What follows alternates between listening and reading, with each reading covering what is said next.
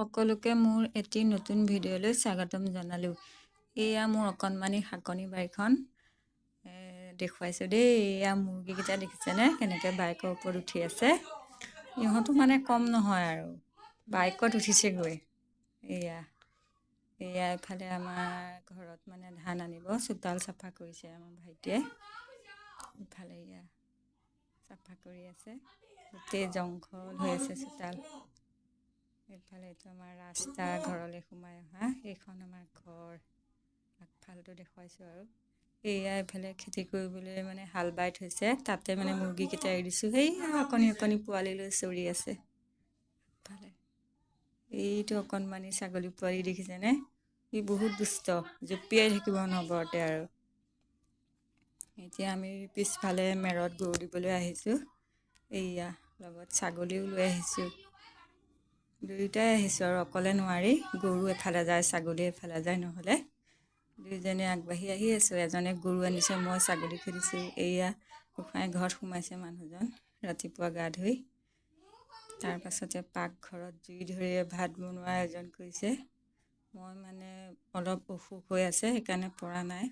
তেওঁৱে বনাইছে আৰু। আজি পথাৰত মানে ধান কটা মানুহ আছে, তেওঁ ভাত বনাইছে।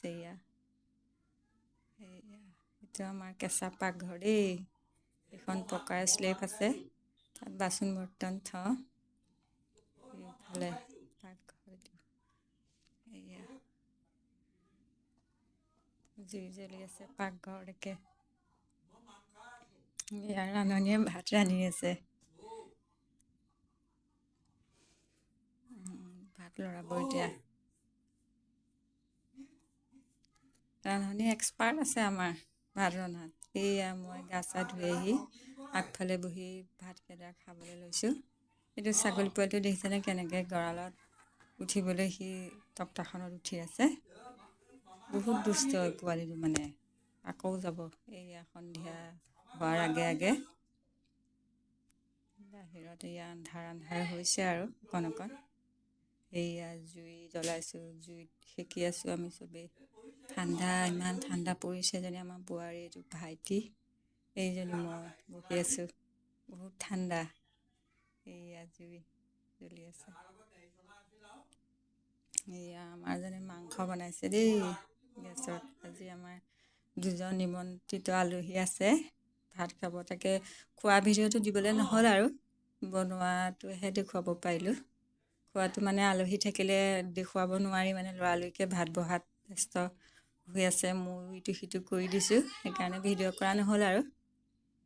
এয়া মাংস লৰাই আছে।